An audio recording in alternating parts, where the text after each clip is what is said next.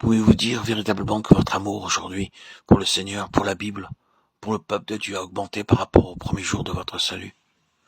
Cela en est-il ainsi? Par exemple, des couples font preuve de beaucoup d'amour dans le premier mois de leur mariage. Ils travaillent ensemble, ils s'assoient ensemble. Mais 3 mois après, ils sont fatigués l'un de l'autre. Le mari regarde dans une direction, la femme dans une autre. Ils passent toute une soirée à la maison, assis, sans parler. Bien qu'avant leur mariage, ils ne pouvaient s'arrêter de parler. Maintenant, après 3 mois, ils se comportent comme des muets.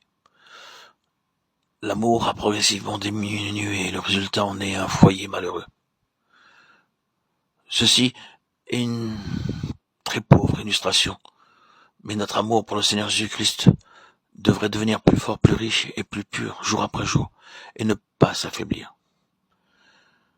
Il nous faut ressentir le même amour pour les nôtres. Certains sont dans les ténèbres et ne connaissent pas leur chemin et ne savent pas qu'ils sont responsables de leur comportement. Beaucoup nous haïssent, mais nous pouvons prier pour eux. S'ils nous froissent, nous pouvons demander au Seigneur d'avoir pitié d'eux. Ceci est l'expérience de l'amour spirituel qui est éternel, patient, comme cela nous est rappelé dans Colossiens 3, 12, 14. Ainsi donc, comme des élus de Dieu, saints et bien-aimés, revêtez-vous de sentiments de compassion, de bonté, d'humilité, de douceur, de patience. Supportez-vous les uns les autres, et si l'un a sujet de se plaindre de l'autre, pardonnez-vous réciproquement. De même que Christ vous a pardonné, pardonnez-vous aussi. Mais par-dessus toutes ces choses, revêtez-vous de l'amour, qui est le lien de la perfection. Ceci, l'amour spirituel que Dieu réclame de nous. Il ne peut y avoir aucune excuse. Si nous désirons un héritage céleste, alors nous devons être affectueux, bons, tendres, gentils, sympathiques, tout le temps, et non pas occasionnellement. Paul définit l'amour dans 1 Corinthiens 13, 7, 8. Il excuse tout, il croit tout, il espère tout, il supporte tout. L'amour ne périt jamais. Les prophéties seront abolies, les langues cesseront, la connaissance sera abolie. Nous avons connu l'amour en ce qu'il a donné sa vie pour nous. Nous aussi, nous devons donner notre vie pour les frères. 1 Jean 3, 16. Ceci vient par l'expérience. Cela ne viendra pas facilement. Nous devons prier. Lorsque nous sentons nos cœurs s'endurcir, nous devons prier. Seigneur, rends mon cœur tendre. C'est ma prière quotidienne. Seigneur, garde mon cœur tendre. Nous parlons tant que notre cœur s'endurcit.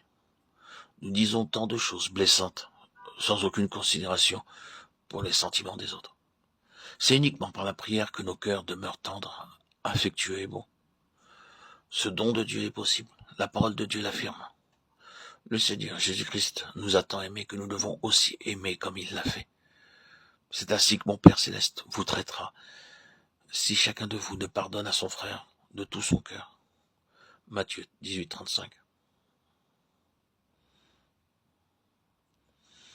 Nous devons pardonner. Alors Pierre s'approcha de lui et dit, « Seigneur, combien de fois pardonnerai-je à mon frère lorsqu'il péchera contre moi? Sera-ce jusqu'à 7 fois? » Jésus lui dit, « Je ne te dis pas jusqu'à 7 fois, mais jusqu'à 70 fois 7 fois. » Matthieu 18, 21, 22. 490 fois.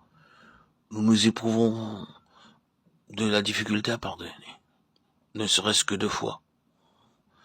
Nous disons, je te pardonne, mais je ne veux plus parler avec toi. Oui, je te pardonne, mais ne viens plus chez moi.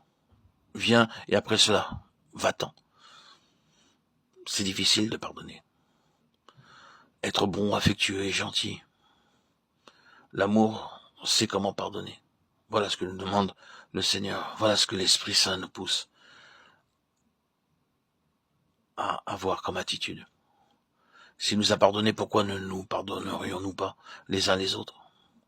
C'est pourquoi aimer et pardonner les autres est la première expérience fondamentale lorsque nous devenons un vainqueur, car nous ne pouvons pas vaincre simplement par de longues prières et par les jeûnes.